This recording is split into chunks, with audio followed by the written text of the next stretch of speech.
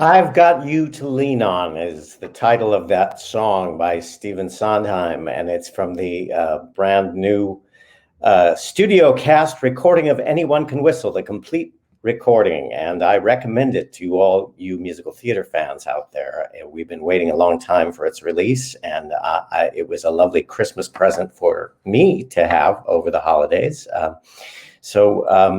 For all you geeks out there that are completists and want to hear every note of Anyone Can Whistle, I recommend you get the album. And I've got you to lean on. You've got us to lean on during these difficult at-home Sundays. But I have three wonderful friends to lean on today to help me out, to bring in the new year. This is indeed our 21st Beyond the Green Room and our first of 2021. So without further ado, I'd like to bring on three wonderful friends who are joining me this afternoon. I've been privileged to share the stage with all of them, and we'll talk a little bit more about that. The first gentleman is a wonderfully talented actor and entrepreneur, and we want to find out all about his new venture off stage too. Please welcome Jonas Cohen. I'm so happy to be here. I'm just beaming. Hi, David. Good to see you. You're giddy. I hope you've had a brunch time drink. I'm drinking iced coffee, but if you're having something else, have at it. I'm sure there's a bottle of vodka within reach here somewhere. Good. Well, let me bring on the other two guests. I have to remember my ABCs. If I introduce everybody alphabetically, the next person is the lovely and talented and one of the funniest people I've ever met, Erin Maguire. I'm so proud of you. You did get your alphabet right. I know. I had to think about it because you and our third guest have a very similar beginning and even sounding to your last name, but it's not spelled the same. I know. You got two mixed. I'm still one of those people that has to go A, B, C, D, E. Okay. When I alphabetize something. So anyway, fingers, don't worry. Anyway, let's bring her out. She has been my leading lady, and I saw a peek of how she looks with what she's calling her COVID hair, but to me, she looks like a glamorous movie star right now. Please welcome Marcy McGuigan. Hello. Do not look at the ends. Oh no, you've got enough for all four of us. Yeah. See, I'm from Philadelphia, so if you have MC in your name, you are McGuigan. Okay. So I should be spelling closer to Erin. No. Save yourself. You don't know how much trouble the MAG causes. Even in like people like saying my name to me, I'm like, no, it's not Maguire. Like I don't. What? Yeah, I get it all. I'm like, you are making this way harder than it needed to be. But when Jerry Maguire came out and when Tobey Maguire got famous, I was like, finally, my time to shine. Nope. That's how I felt when the Jonas Brothers came along. Up until then, I was Josh, Jason, Noah. And then the Jonas Brothers come along, and now I'll introduce myself, and people will say, "Oh, like the Jonas Brothers." So yes. Well, I have two first names. I say it's the same as like Pope John. So that you guys are the same too. You and Pope John. Yeah. We can. You'd wear it well, David.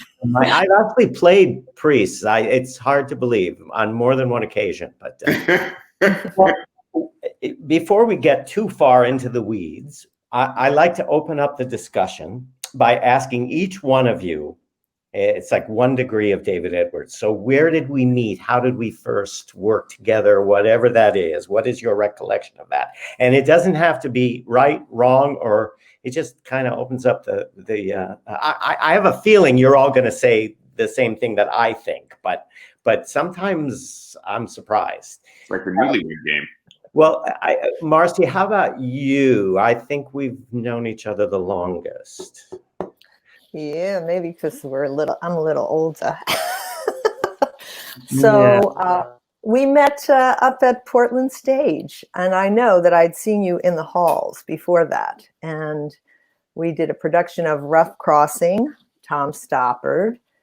And yes, it was fun because we also had a musical number. And I was just like, okay, I'm in a serious play with serious actors here.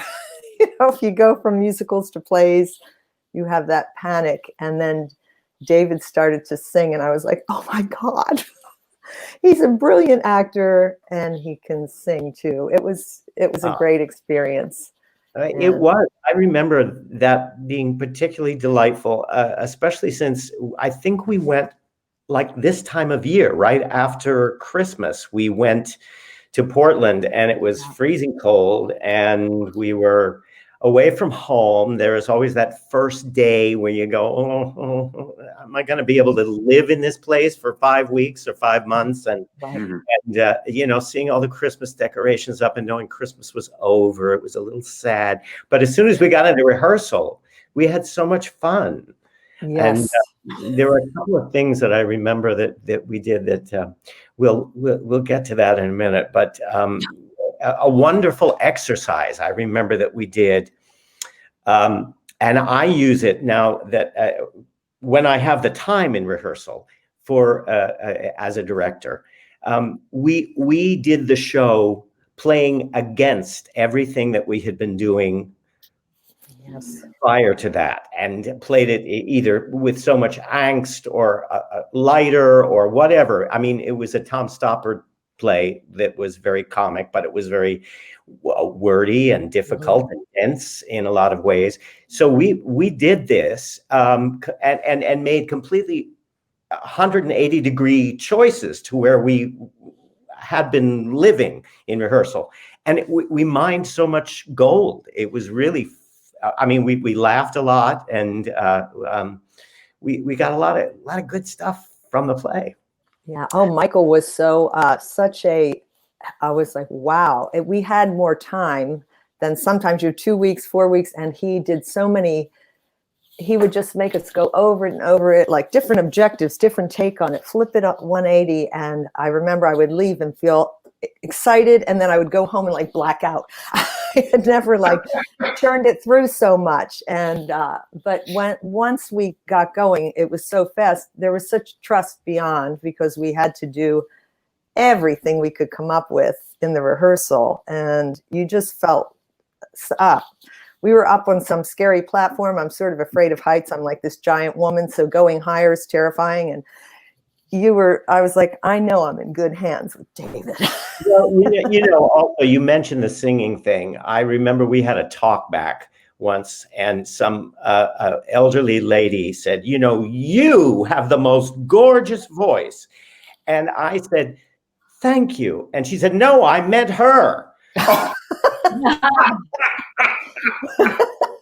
So I think I shut up for the rest of the talk back,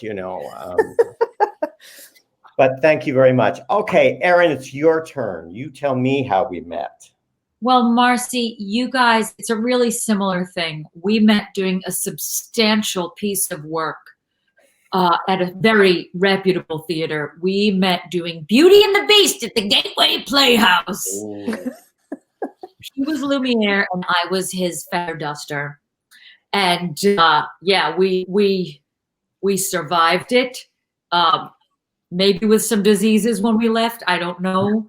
The shared housing, I was kind of like the Julie McCoy of that cast, because I would always push people to drink in the backyard.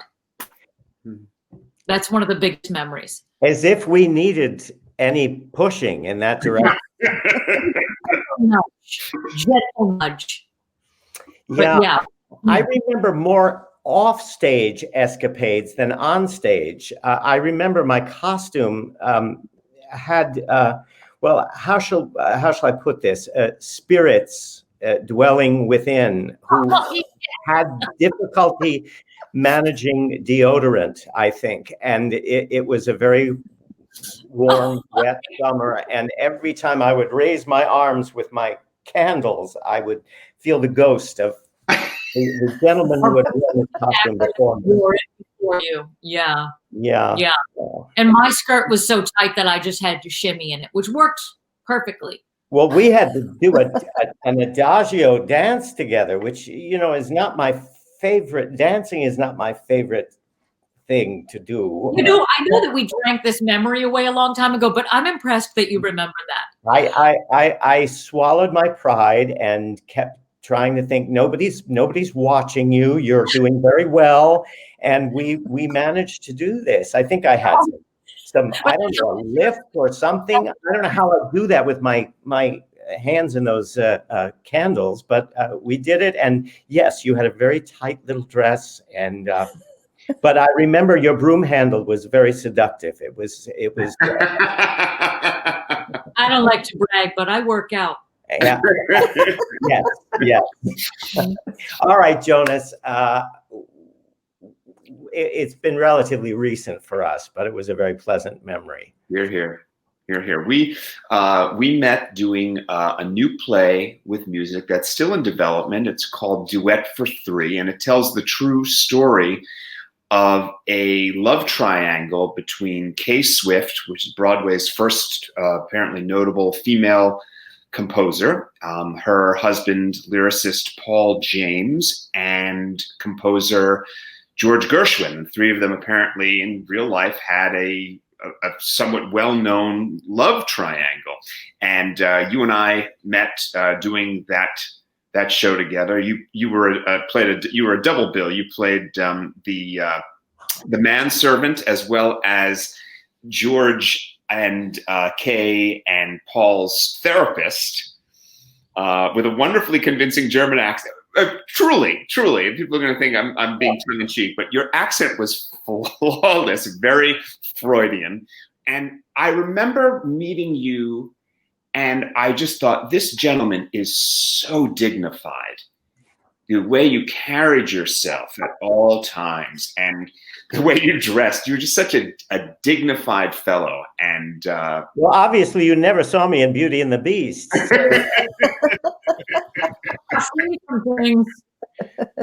Well, you were absolutely brilliant as George Gershwin. And it was, as you pointed out, I had this kind of dual role that was sort of almost the observer, the conscience. One was the nurturer, and the other was kind of the destroyer of their psyches, you know. But I sat on the side and made these comments quite often, and I got to watch your work from beginning to end. And I can't think of a more perfectly cast actor for that show. Your depth and your charm and your ability to play the piano, plus.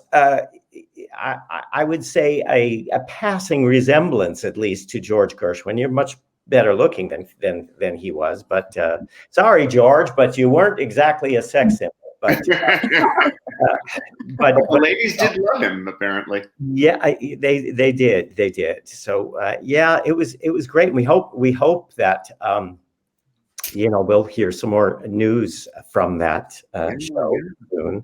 There's an array of very talented people. And Gabe Barry, who's been a guest. Yes, on one of I think our very first show, Gabe Barry. Who directed Amazing Grace on Broadway. He was our director, and we had the fantastic Clea Blackhurst, who's a wonderful, renowned cabaret performing artist, and Pearl Rhine, who's just... I mean, I could go on and on about it and sing the praises of everybody. And even our littlest cast member, Corinne Tetlow, who what is she, 9 years old? She's got a longer resume than I do. Yeah, we often feel that way with child actors. We had some in Beauty and the Beast, I think, but I barely remember them. I had a very difficult year once where I played Miles Hendon in 2 different treatments of Prince and the Pauper. And so I was up to my ears in kids all year. And one of the most difficult moments was we were trying out the first one at the O'Neill Center during the musical theater conference, and I was the deputy. And I think the mother of one of these children mistook what the duties of the deputy were for Actors Equity, and I think she thought maybe I was wearing some kind of a star from the Wild West or something. She came to my room one night and said, you're the deputy, so the other kids won't play with my daughter. They won't share their volleyball. And I said, that's not my department. I really can't help you with that. But that and the fact that whenever I'm the deputy, the theater goes under, it's a good reason why I am never the deputy ever anymore. Oh my God, it's like the death knell of theater. So, I killed that after 43 years. So if anybody wants their theater to survive, you know who to contact. Don't engage me. But I think all of Gateway is still around and struggling like everybody else. But I think they'll come back. And Marcy, I think you were out at Gateway around the same time. I don't know. I remember seeing you backstage, and you've done some work there too, haven't you? Yeah, that was many years ago. I did 42nd Street.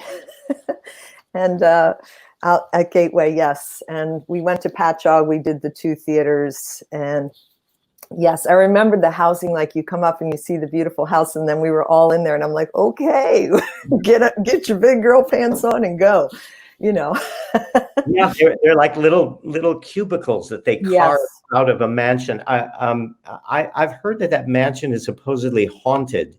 It is. Yeah. All right, Erin, I have to ask you a question too. I said before, you're one of the funniest people I know. Well, pressure. You did some kind of a mockumentary when we were staying out in the housing. Oh my God. And we found out that the house was a stop on the Underground Railroad. Yes. And so you developed a character that was based on the shape of a syrup bottle. Oh my God, I'm gonna get arrested. This is what happens when you drink too much with a guy who plays Beast. Well, also, that place is crazy haunted. It was a stop on the Underground Railroad. I've done a lot of shows there, and I have the track marks to prove it. It's a stop on the Underground Railroad. I did Cats there, and then the director, everybody was like, it's like summer stock, but beyond. It's like summer stock on crack. If you've ever been there before, we would dance all day and we would just party all night. And then somebody was like, I heard there's a spot beneath the stage. And then the entire cast of Cats went on a journey to find ghosts one night. And they brought us underneath the stage. So the house was a stop on the Underground Railroad, but the theater itself is built on some sort of creepy ass burial ground. And you can go underneath the stage and there's like tables and chairs and crap set up. It was like the weirdest seance I've ever laughed at. And I've been to so many seances. It's such a haunted place. / it has the ghosts of too many bad hookups. Now you were. I have to say it. You did a brilliant portrayal of Mrs. Butterworth. Was the narrator of this historic mockumentary, and it was hysterical. But I will never quite forget that. But I do remember that one of the other actors that I worked there with, to end this sentence with a preposition, in La Cage insisted that the little ghost in the house was moving the furniture in her room every night. So she would come back from the mall and go back and say, yep, the dresser was on the other side of the room again. So I never went in there to find out because I'd known her for many years and her stories were always a little strange. But I think there was also a production where they found out my mockumentary, so they would warm up in my voice before their show. Found out after. This was like years later. They used to stand around in a circle and go, Mr. Spadawoo! And that was it. See, the theater has so many legacies that we just don't hear. And I'm so happy to expose them, as so to speak. And so, Mark, you said you did 42nd Street there, but you were the leading lady on Broadway the last time it was revived too, in 42nd Street, correct? Oh no, just the national tour. I was the on the I national thought you tour. were placed in New York too. But No, that was the amazing Susan Blair Ross, and she is the dearest woman in show business. She got me my job several times. They would, if she wasn't available, she'd say, "Well, call Marcy," and I was like, she's whatever. She's the best. I always would hear about the musicians. Sometimes I do actor-musician shows, but the pit players, how it's their track and they have to get a substitute for themselves when they're on vacation, and then they come in and they'll say, well, we like that sub better than the other. So you have to sort of, you befriend people. I'm like, no, wouldn't that be wonderful if you get a track and it's yours forever and you go, okay, you're my type. I'm going to go on a vacation. I'm going to go do a job. You take over for me. I'm like, acting might be very different then, hey? But that's generosity you're talking about. Yes, and secure in their own talent, that they don't have to, feel threatened, and that's a beautiful. Yes. Yeah. Yes. So, and right, I would always be like, I would many times get jobs through other friends more than the audition rooms. Well, you being a musician is something you share also with Jonas, and you've gotten to play parts that you use that double capacity. I'm very envious of that. Tell us all what instruments you play, Marcy. I think maybe one comes very much to mind. I mainly, they're sitting here behind me because I went away to Maine, and in New York, you can't even tap. You're like, tip, tip, tip, And during COVID, I said, that's been my COVID gift. There's not one here. So I put them out and I'm like, I'm total animal from the Muppets. Strangely, I played as a young girl 1,000 years ago, so no one else did, and it was always this weird thing. But then I went to college, and I was serious, and I was going to study acting. And when I finally came to New York, I was just struggling. I thought, well, I have to do something for me that's fun. And for I think it was like my 30th birthday, I went and had some drum lessons. And this weird world just went, it was like I said, hello, opened up, and somebody called me and they said, I'm going to, basically they're like, we're doing Dames at Sea on Fire Island and we need a drummer, and there's like no guys that do that here. So will you come? I was like, okay. I played in the pit, and it was Charles Bush. So I met Charles, he was in the pit, and he took me around to all of his club acts for a few years. So I started my career in New York drumming, but then there were the people that knew me as an actor, and they'd be like, you're drumming. So I do play them mostly, which isn't always in demand, but I can play the guitar and the bass. And I actually played the accordion, but I did once on the accordion. But it's been always, whenever I was feeling down, if a show came for me to play the drums, it would like lift me back up, and then the trail would open up again. So it went away for a while, and then it came back, and now it's sort of, I played in Ring of Fire, be Johnny Cash's mother and all the other characters, and then play the second act. I just sit on the drums, and it always brings me light and love. So I try to keep it up, but it's not easy in your New York apartment. Well, I'm sure your neighbors are very happy that you've moved it out. Like, get that out of here. Yeah. Well, Jonas, you've done Souvenir. Yes, many times. Gosh, I think maybe 5-6 times at last count. Wow. I just adore that play. It's just such a beautiful story. Stephen Temperley's play about the life of Florence Foster Jenkins. It's a fantasia. Some of it is based in truth. Much of it is the imaginings of the playwright and the relationship between Florence and her accompanist Cosme McMoon, who that was his real name. And this story is told from his perspective, from his point of view, about here was this woman who couldn't sing, but was absolutely convinced she could sing.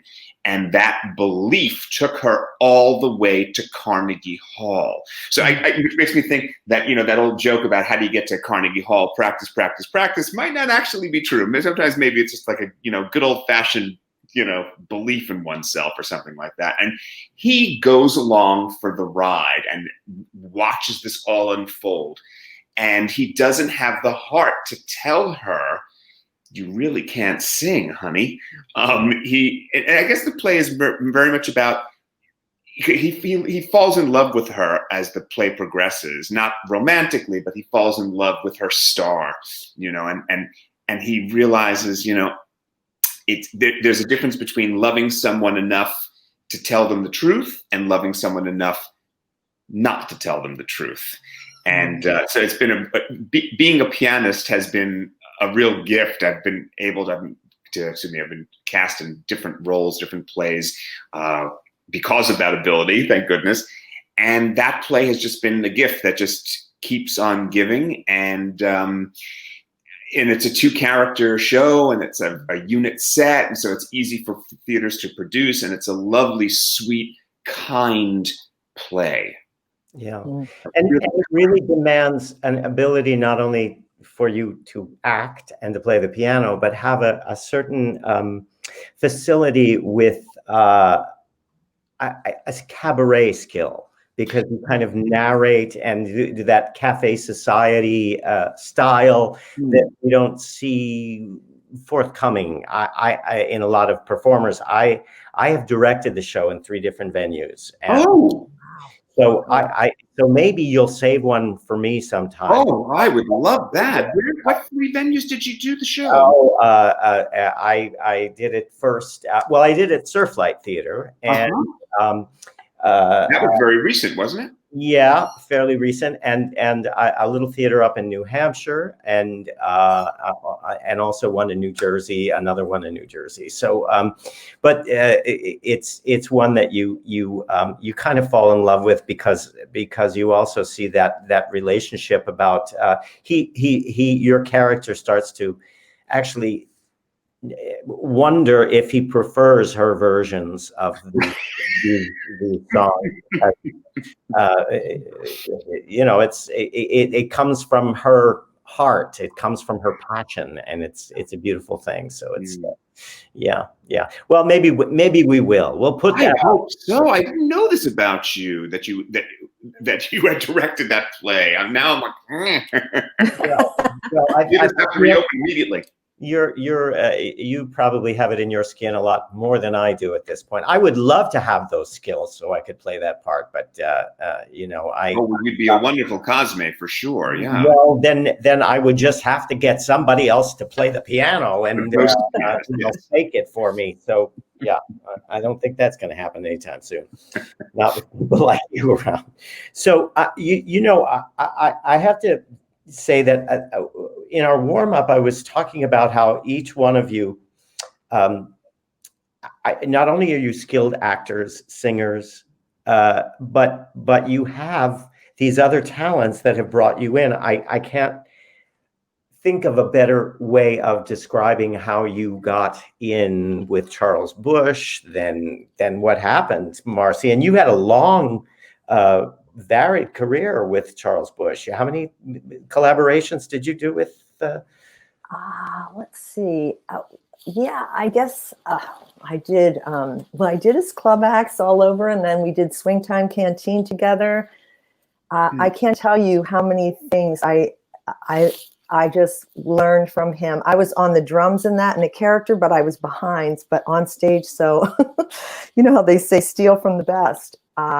I always would say that I really was sort of a truck driver, but once I'd work behind Charles, I got roles because I would just, I'd just give it a little. I would steal everything from him all the time, but yes, I did Shanghai Moon, and I was the standby for Divine Sister, which was unbelievably fun to do. Hard work. Oh my gosh, all those characters were so fabulously crafted and fun. And I saw Erin in Vanicula because I know Carl, and the minute I saw her face, I'm like, if I knew you were here, I swear I have a photo of you after the show. I was like, I need a picture with those stars. Your face is like on stage is like was like a glowing beacon to me. I was like, woo, I love her. So anyway, I like you, and you can stick around. I also did Divine Sister with him too. I did that with him at Bucks County Playhouse, which is an awesome theater. And I'm hoping, I know that they'll be around when this is all done because they've survived some real crap. But we did Divine Sister there, and it was. So you were sister. No, my brain's dead today. Yes. Oh my gosh, so fun. And with the originals, it was like me and Julie Halston and Allison and Charles, and it was just like I was the only newbie. The rest of them were all the original cast. So to be the new kid on the, and I'm not a wallflower, but I was like, I'm gonna sit back and just sort of take it all in, and I'm just trying to jump in the middle of the double dutch of comedy and find my way in. But it was so much fun. The hardest I have ever laughed on stage. There's 5 times I've laughed beyond, and Divine Sister is one of them, and Clea Blackhurst was responsible for one of the other ones. We did Trailer Park together. I have never laughed so hard. I broke so hard on stage, which is like my favorite thing to happen. I love breaking on stage. I don't do it on purpose, but in the handful of times where it's happened, I'm like, I'm a bit of an emotional cutter, so I like that. But Clea Blackhurst made me laugh my ass off. Yeah. I did Gypsy with Clea. Oh my God, Mama Rose, on fire, Mama Rose. Like I was just like the ancient decrepit stripper, but I would just stand there and listen, like to Rose's turn repeatedly. But her little dog, she showed that the dog could sing the opening number to, she would put it on and the dog would, wah! And it was all vowels that the dog would sing along to. And strangely, our dainty June comes running to me when I would watch her Rose's turn all the time. And she'd go, come to the dressing room. And the dog would shake out and go, the end, for me, the dog would go, wah-wee, wah-wee, wah-wee. So I said, I'm so sorry, Clea. I secretly have been watching your Rose's turn every night, but now I'm going to sprout in the dressing room. Because the dog would hit the long notes along with Clea over the speaker. That dog is making more money on TikTok than any of us right now. Well, she's a darn funny lady, and so are both of you. Having shared the stage with you, I know, Marcy, we had a moment where it was a very romantic moment up on the deck of the ship. The Tom Stoppard's Rough Crossing takes place on a crossing of an ocean liner, and we were playing very glamorous people. But at one point, Marcy turned up stage and opened her robe and showed me everything. So, and you saw my rigging. He saw my heavy rigging. I know. It was like a microphone and everything else underneath there, but she played it as though, and I hope I did, but we did get the giggles every once in a while because I expected you to write a note or something to me one night, but I don't think there was any room for that in the costume. But I was segueing a little bit into Marcy's talent as a drummer and a musician. I would be remiss if I didn't include Erin's. I couldn't call it a side gig because it's as important as your role as an actress and a singer and a dancer, maybe even more prolific. You are a stand-up, and we have some reel of yours that we share. And we trimmed it a little bit, but we could have watched it all day. I mean, oh my God, really? That would be great if you were like, we edited it to make it look good, though. Is that okay? No, the stuff we trimmed was because we wouldn't have enough time to talk. And we wanted enough time to talk. So so let's look at a little bit of Erin Maguire at work doing her stand up, and we'll be right back after that if you can hold your questions until then. I don't know if you guys know about this No Bra Tuesday. That's a holiday, honest to God, No Bra Tuesday. When you're an A cup, every day is No Bra Tuesday. It's sad when you're my age and the company that makes your bras is called Sweet Nothings. It's true. I wore a strapless bra the other day. I exhaled, it became a belt. That's why I was thrilled when Starbucks came out with the flat white. That was my nickname in high school.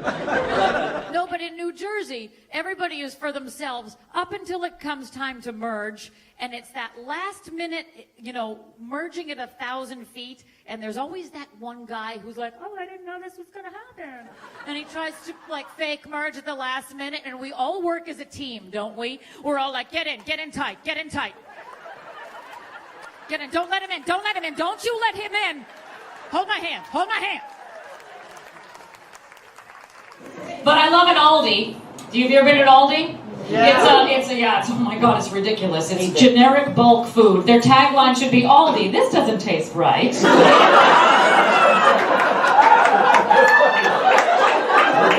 I didn't know anything was wrong until I went to go pick up a Heinz ketchup and it read Heinz ketchup. Everything was off by one letter. Spamp. Green Corf.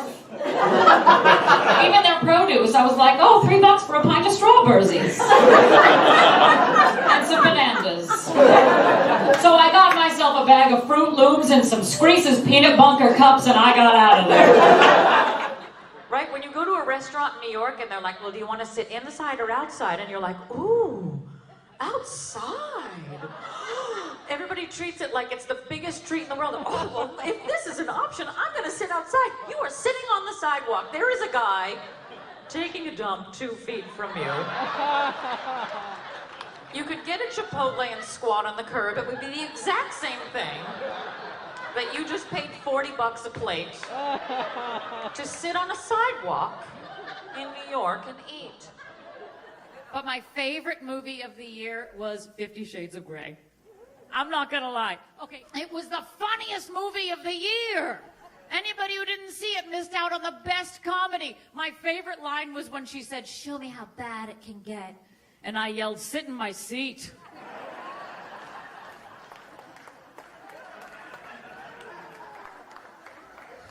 I'm from Boston originally. I don't sound like I'm from Boston, though. I wish I did. I wish I had the accent. Everybody else in my family has the accent. Whenever anybody asks me where I'm from, I just say the 1940s. Because it sounds like it, doesn't it? I'm not from this time period. I don't know why I talk this way. I can't help it. I'm a girl Friday.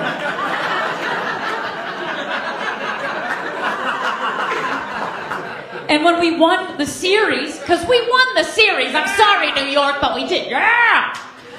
When we won the series and I saw all the people on TV, like people I went to high school would be like, fucking sucks, we won the fucking series! You know, I would be in the middle of that being like, well, you're the bee's knees, aren't you? Look at you winning your ball game. When the boys overseas gonna say.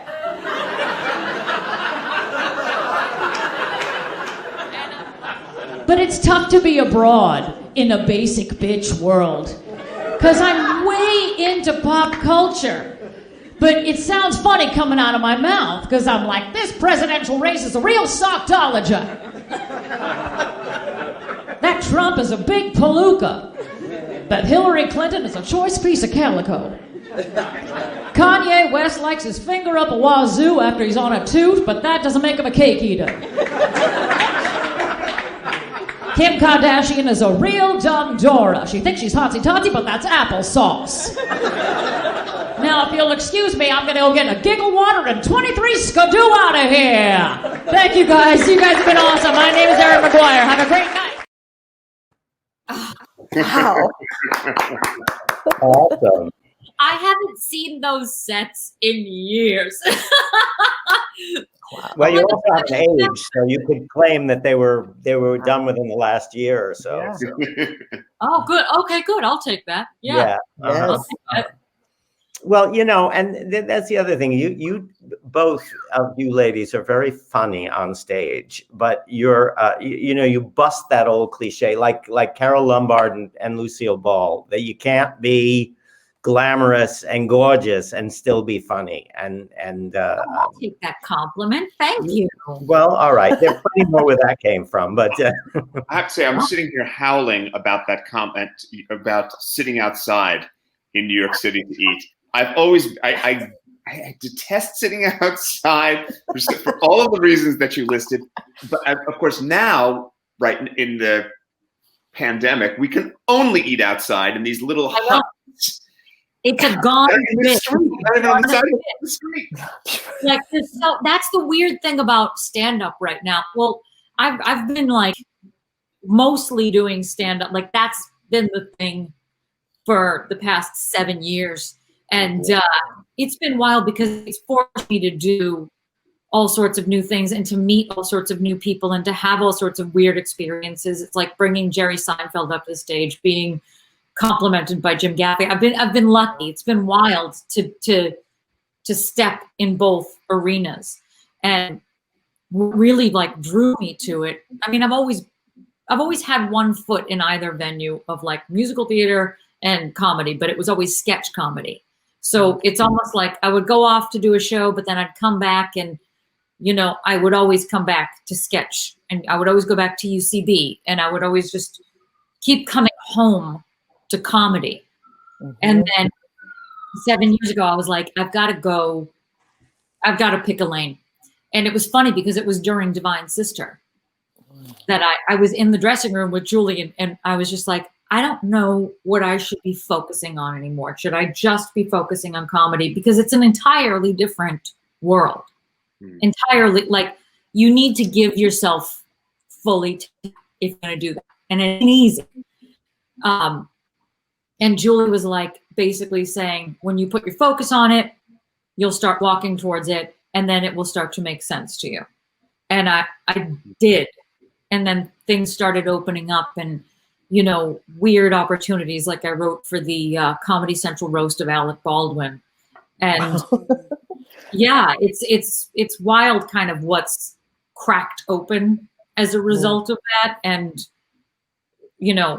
what it's informed in the moments that I've stepped back into theater. Because at the beginning of the year, right before the pandemic, and I'm talking about a week before everything collapsed, I did Act of God at Fulton Theater. Wow, beautiful place. Mm-hmm. Fantastic place to work. I cannot say enough awesome stuff about this place. You're here. From Robin, who runs it, to the accommodations and all the new stuff that was going in as we were doing our show, because they got something like a $29 million grant, and they're doing beautifully, rebuilding up this space and building a community. And I went back and I did Act of God. And it was one of these moments where you're like, oh, everything comes down the funnel together and it all makes sense. And it's, you guys have had those moments where it's like, you've gotten a role, or you've been in a show where you're like, there's no difference between me and the show. It's almost like it was written for me, and I was meant to do it. And it used stand up, and he just used all my skills. He just knew how to direct me in it, where it was like, okay, let's see where this goes. And he gave me enough freedom. I want to say something about that. If I worked a couple of times at Fulton, and the first time Michael Mitchell, who sadly passed away, I guess it must be a dozen years ago now, he was the artistic director. And we did a play called Old Wicked Songs by John Marins, a beautiful, beautiful, heartbreaking play. Again, another two-hander, a piano playing role. And I worked with the wonderful Gordon Stanley, who's a marvelous actor-singer. And it was one of those roles that just fit like a glove. And that was, I mean, there's so many wonderful things to say about the Fulton. I absolutely agree with you. I mean, one of the best things was, is their ability to find the folks, because you'll see that time and time again. I've been in a couple of shows, but I've seen a bunch of their shows, and the folks that they cast just, embody those roles. I've seen Mary Poppins, I've seen the producers there, and just the folks, the actors that they find are just, it's just like you step out of the dressing room, you're on stage, and poof, you just are that role. It's it was awesome. It's a beautiful space too, isn't it? I mean, the theater is I've never worked there, but I've seen things there, and Mark is indeed a very talented director, and so maybe someday. I've worked with Kurt, his partner, but never with Mark. So go in there, do it. But it's like, to your point of the multi skills. I think that especially now, given everything that's going on and all the ways we've been forced to adapt, I don't think that you should be just one thing.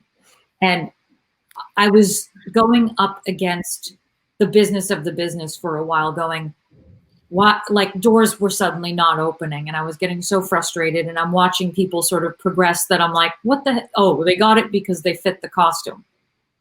People shouldn't be making a Broadway debut because you're like, you fit a costume. But there's a helplessness to that. So I remember sitting down with a friend and going, like, who is a very successful stand-up, and he was like, stand-up is 80% meritocracy. And I was like, I like those odds. Isn't that ridiculous? But you're like, okay, if I do this, I'm going to live and die on my own sword.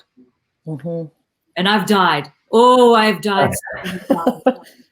So brave. But it's true. Our lives, our professional lives, are so much in the hands of other people's decisions and whims that we feel helpless even under normal conditions. And what we've all experienced in the last, almost a year now, has been enough to try anyone's faith in themselves and ability to say there's going to be life after this. But all three of you are resourceful entrepreneurs, I would say. Marcy, I have to ask: you were part of a little bit of a venture a few years back that I had a slight experience with. You asked me to work for you. Has that been disbanded? Yeah. We went for a while. It went pretty well for a while, but then, it was sort of this is funny. I mean, an old, hello, like you say, you're from the 40s. It was sort of an old fashioned concept, and we hung on for a while, but then, it's like when you do things just from your heart and stuff, sometimes like, oh, then there's reality. So yes, we sent David, Leslie, my wife, she's an opera singer. And so we would always have we would try to sing together and all stuff, but she woke up because we had gone to a birthday dinner at a restaurant, and she started singing happy birthday, and the entire restaurant like twirled around and they started sending over booze to the table because she hit this crazy high note. And so she woke up one day and she's like, this dream was real. I thought, like, yes, Mama Rose. She's going to start a singing telegram company, Divagrams. And Leslie's like, when she gets an idea, I'm Irish and I'll talk it out until I'm exhausted and don't do it, but she'll go. And so we sent David out, and it went for a while, but then it was like movie stars could be like zoomed into your living room for your birthday party. So finally we were like, oh, it's struggling, so we let it go. But my God, we learned so much. You learn so much from creating anything. So I never feel bad about anything. My gosh, just starting an LLC and all the business papers, and we met wonderful people. So I understood the other side and how you can just be booked at the last minute, or you can, you have to just go. And I don't know, we learned a whole lot. So we always laugh. We have our Divagrams chapter in our book. Okay, And well, David was a major diva. It was a great idea, and it was classy from the word go. I mean, the way Leslie enveloped it in the name and the brochures, everything. It was, and you sent me out on a couple of missions. The first one, I went down to Little Italy and to sing a happy birthday to someone, and it was a parody of Everything's Coming Up Roses.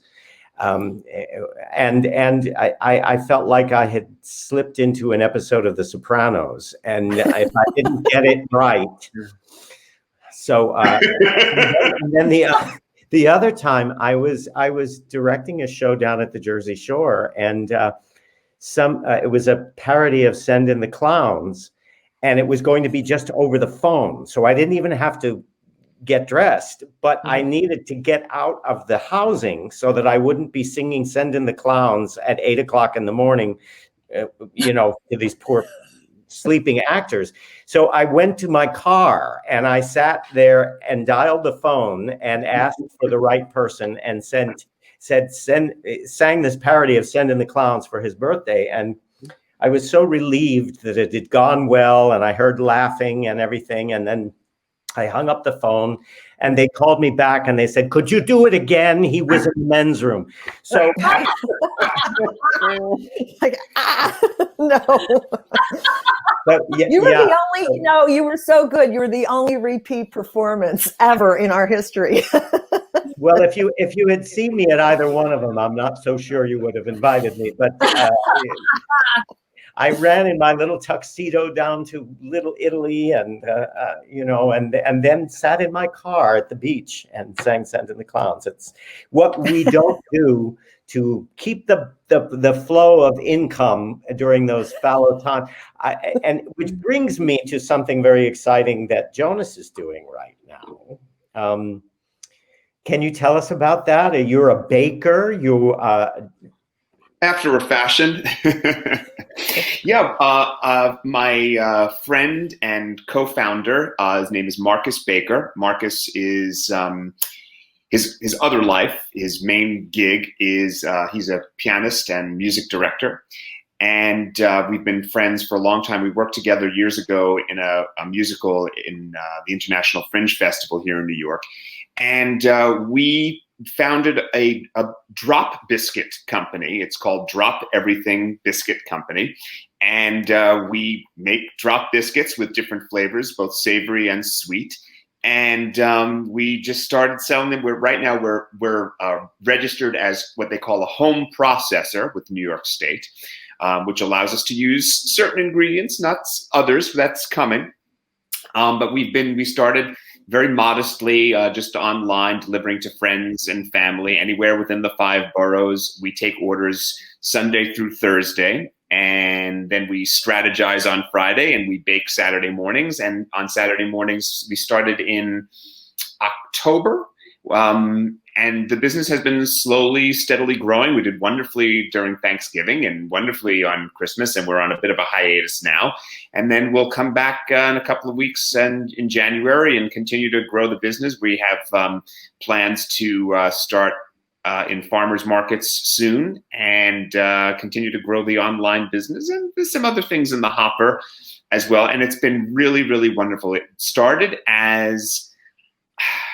We like to say in our story that we started during quarantine as a need for love, comfort, and connection. And drop biscuits are, just so in case folks don't know, because I didn't know, I'm just some Long Island kid. I don't know from drop biscuits.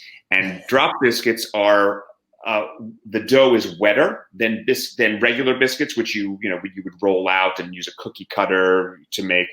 Drop biscuits it's a wetter dough, and just with a spoon, you drop the dough right onto the baking sheet, and poof, you have a biscuit in 15, 20 minutes in the oven. And so they're relatively inexpensive and easy to make, and they're kissing cousins to scones. And as I say, it's been really great. And it's so funny, we're always, certainly I always heard, we as actors, as performing artists, we are our own business.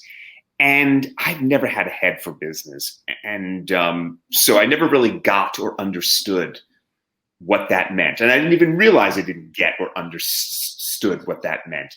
But now, having started this other business, now I get it. And I've learned so much about what it means, how you're always the face of your company.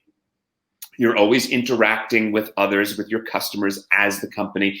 And I'm like, oh, that's what it means when you're in rehearsal or you're in the audition room or whatnot. You are always representing your company. And that's a very big, important responsibility.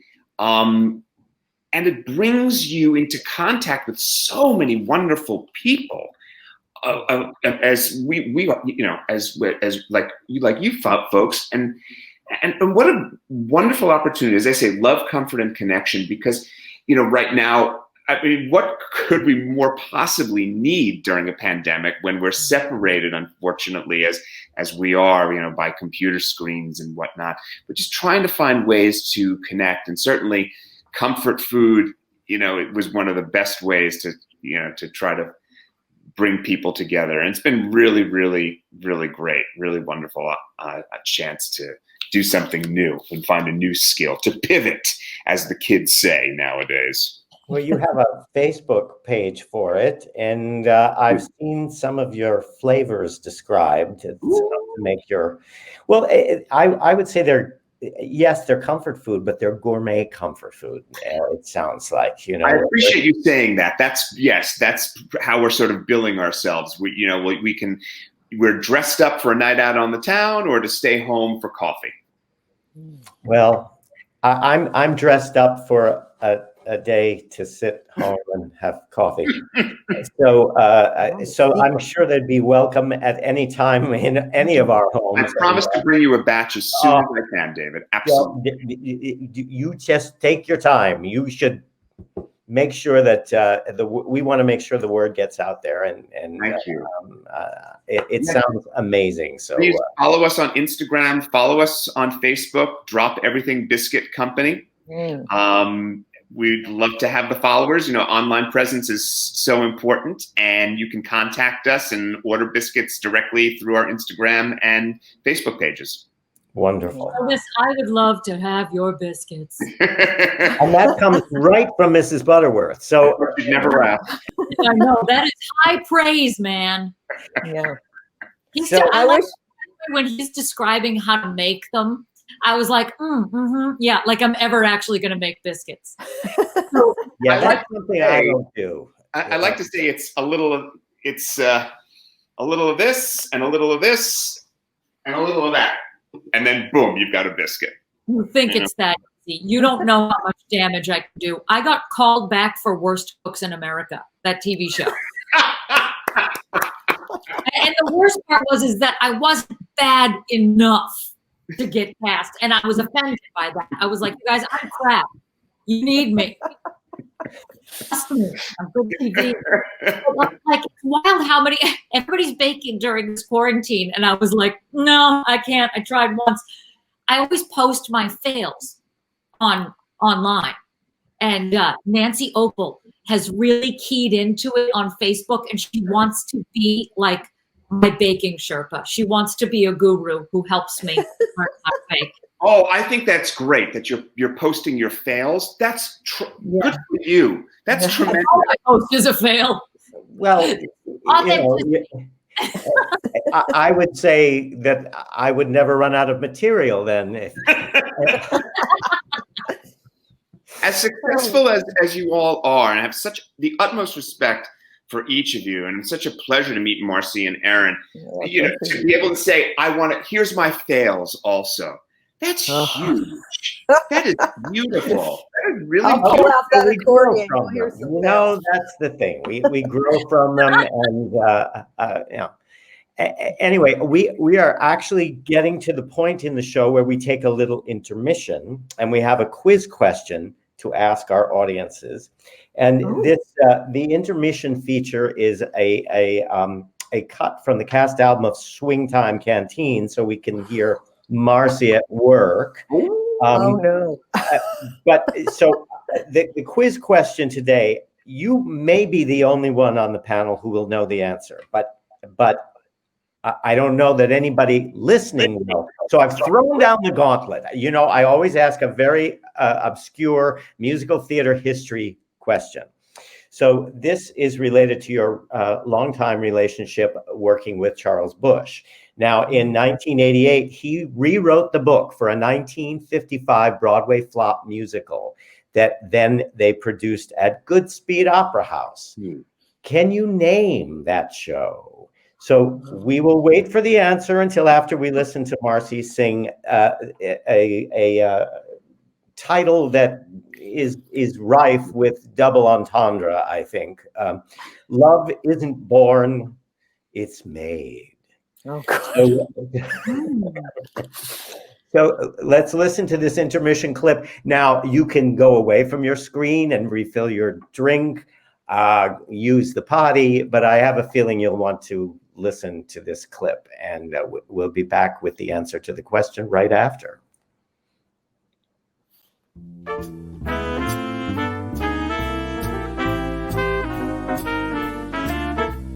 Love isn't born on a beautiful April morn. Love isn't born, it's made.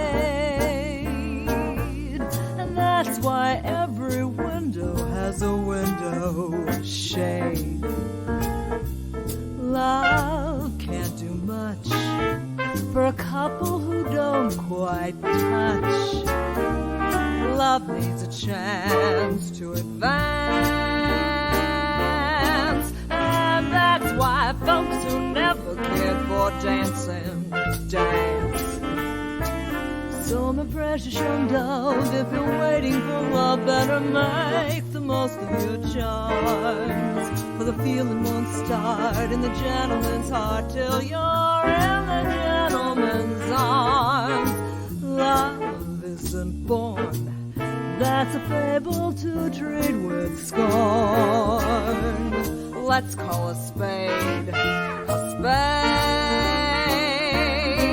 When he says, dear, come up and see my antique jade, remember love isn't born, it's made.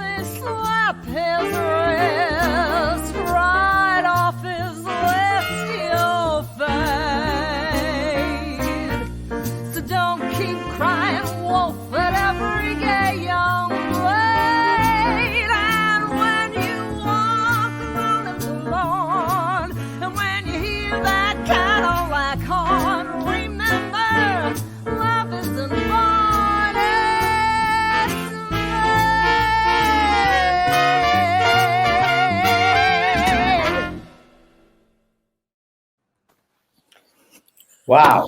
So I assume you were playing the drums along with singing then. No, that was, we always had fun because Deborah Barsha was on the keyboard and I was on the drums. And so we always wanted to, we could finally get up, and we had Emily Lesser, and I taught her how to play. And she was so cute and adorable. And she would run over to the drum set and she would play for that number. So it was a sweet thing. all the little Katies got to run over and play the drums for that number. And That's great. That's great. yeah, we had some. It was always challenging. When can you ever get away from your instrument? I'm not one that ever goes back and listens. So I'm like, whoa, who is that person? It's funny. Did you all play in that show? Yes, everybody played something. Except Marion was the star, and Charles wrote it, and Alison Fraser originated the role, and then Charles took over for a while, which was wonderful.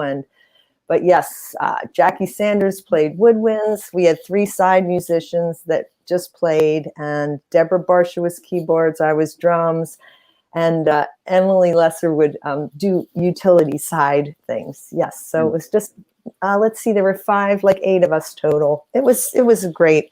It was so sweet. It was a beautiful show. We had a great. I worked with Emily and her husband Don in By Jeeves, and she told the cast that we were related. She called me cousin, and one day one of the other cast members said, "So how are you related?" She said, "Well, my mother, who was Joe Lesser, and his cousin have been dating for 37 years.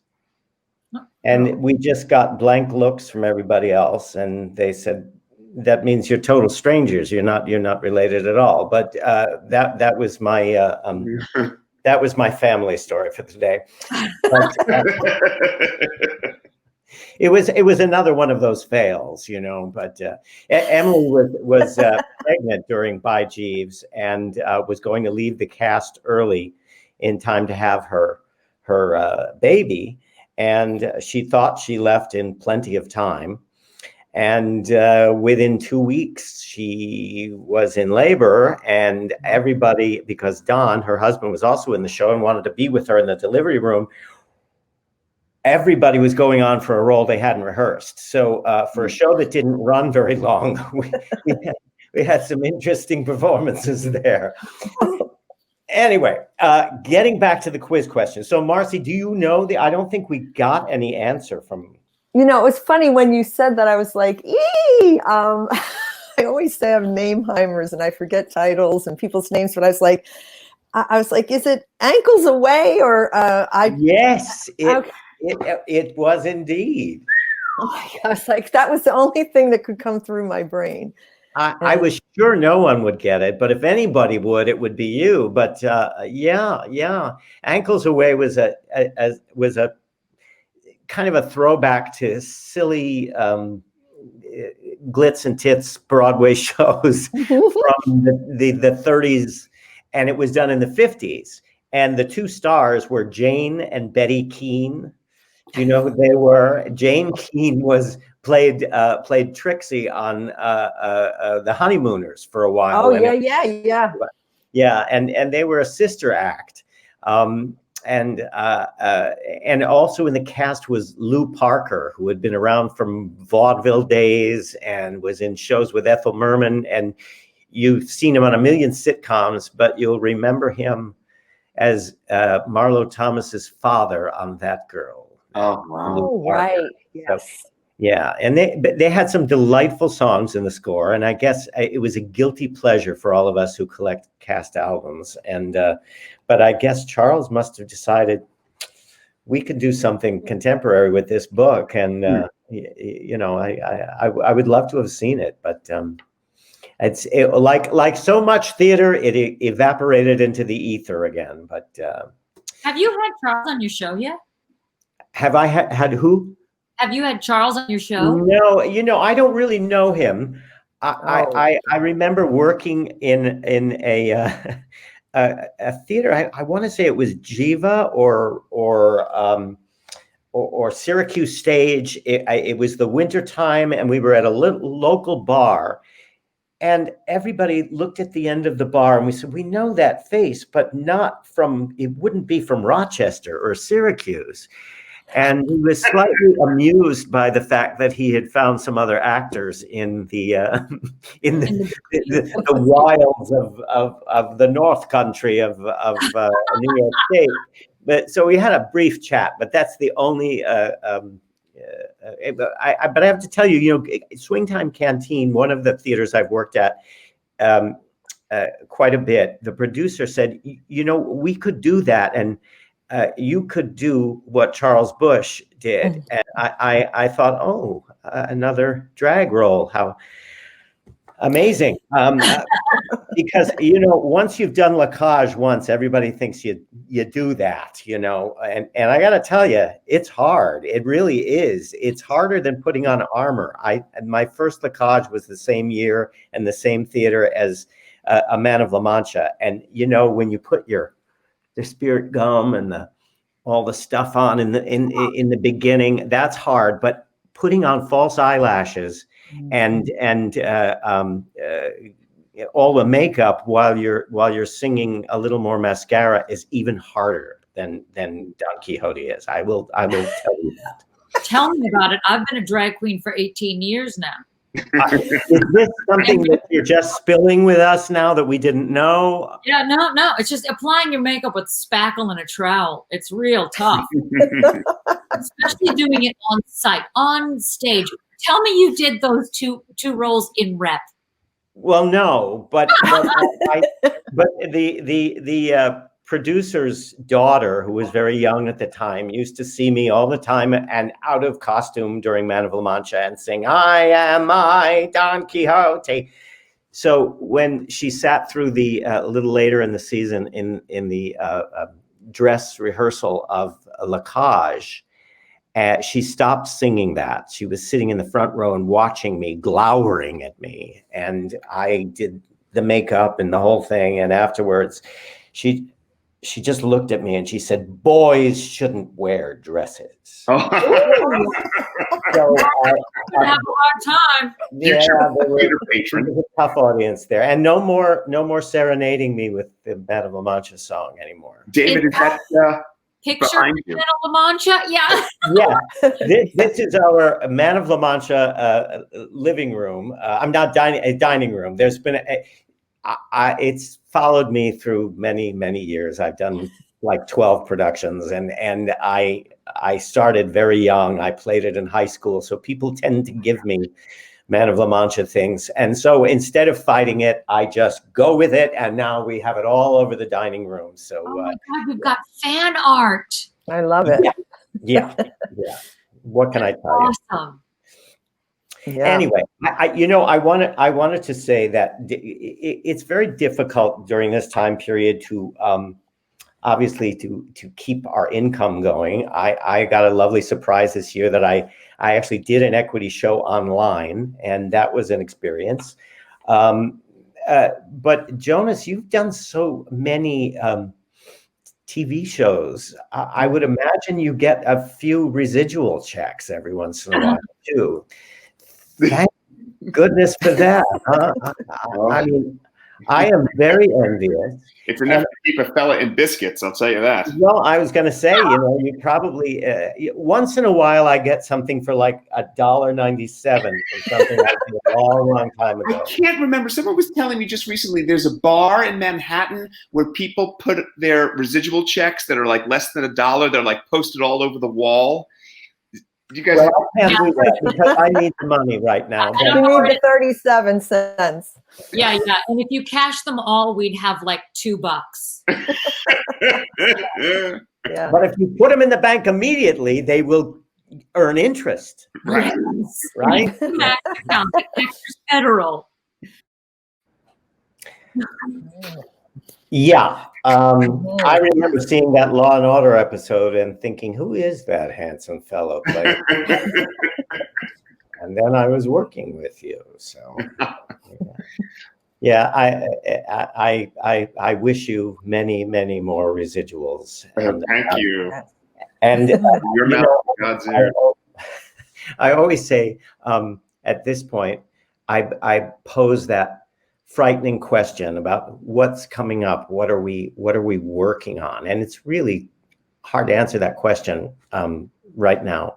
But I find that even if you can't think of anything, you are working on something right now. We all are. We're all thinking towards the future, and we're we're holding our breath and until that vaccine is completely rolled out.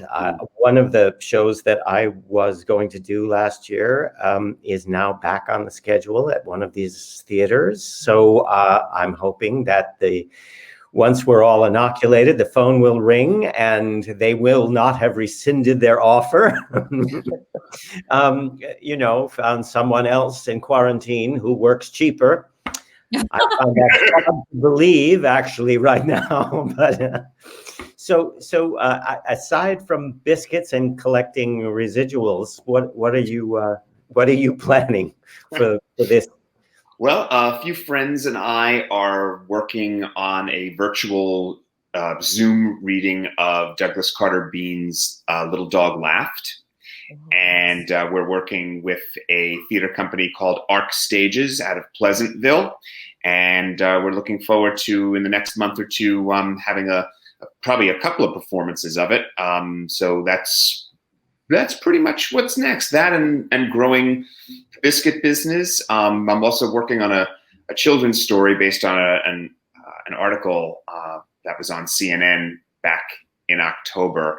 About a little boy who lost his stuffed dog, called Stuffy Puppy, and he left it on a park bench, and his grandmother put a Facebook post asking people, if you see this dog, please, return it to us. And as it happened, there was a dog spa that was nearby this park. They found the dog, and they gave the stuffed dog a spa day. And there are pictures of the dog being given a bubble bath and a little ribbon around his neck and whatnot. And the little boy, who's at 6 years old, and his little stuffed puppy were reunited. And it was such a lovely, beautiful story that I'm working right now with an illustrator on making a children's book out of it. So that's next. Wonderful, wonderful. Erin, how about you? I'm going to do Jonas's reading of Little Dog Laughed. He just doesn't know it yet. I'm available. No, the biggest thing that's been brilliant. You've had to keep busy during quarantine, but I realized that I've been busy this whole time with my podcast, which I love doing. It's called Dear Pod, and it's a comedy advice podcast.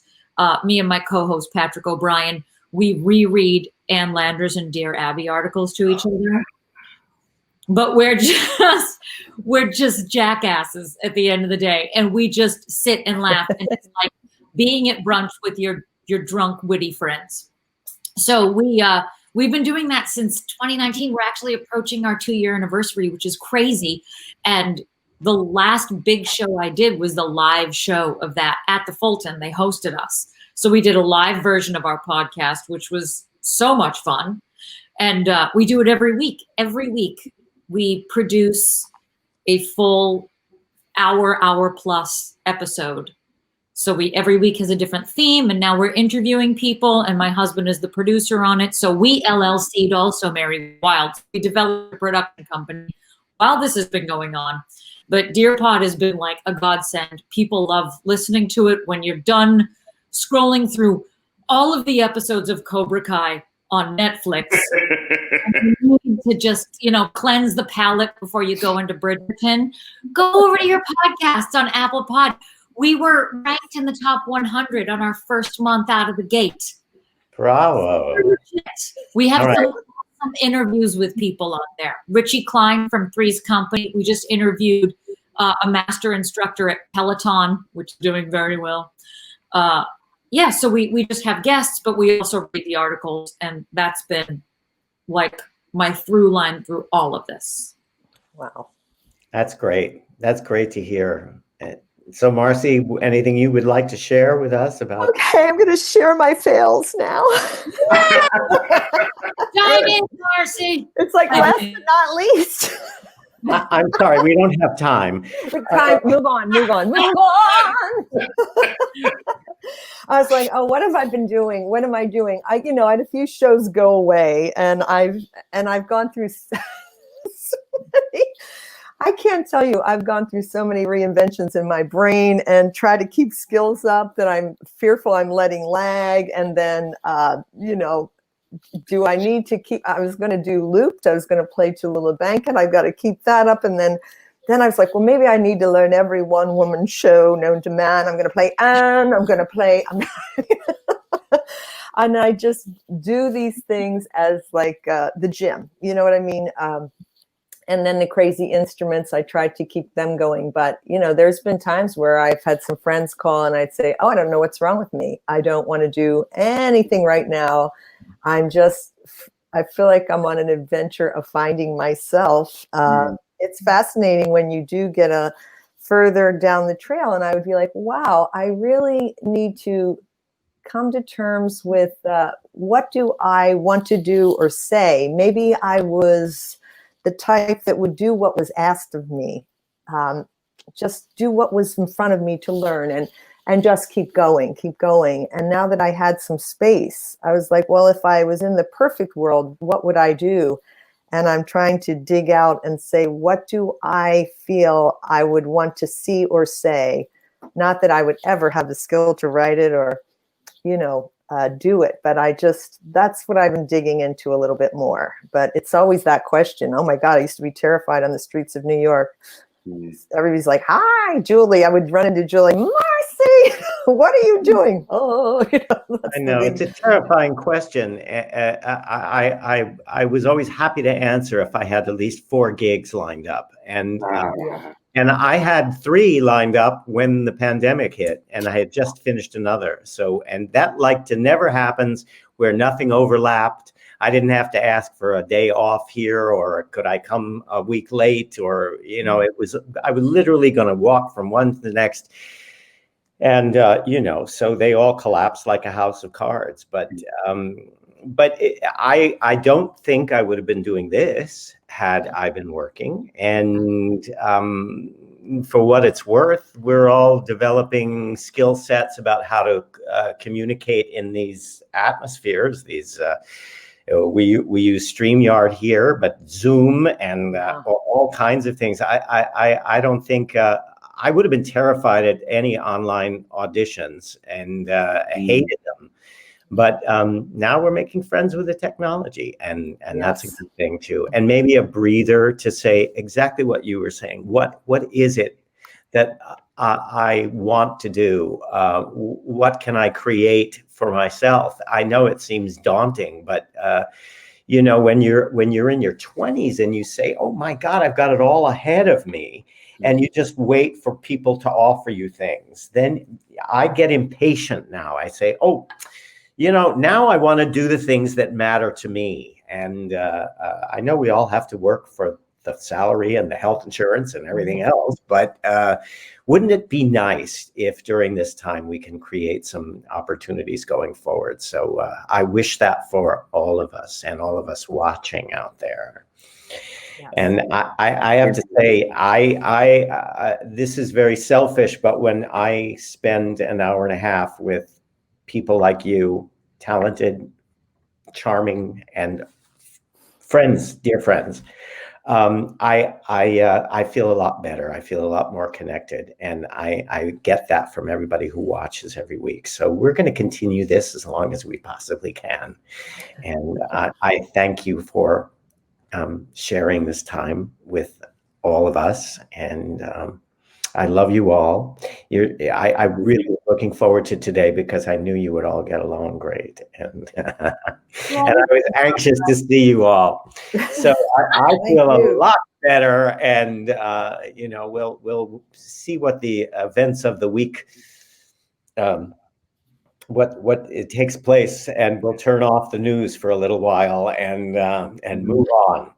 I would like to announce our guests for next week.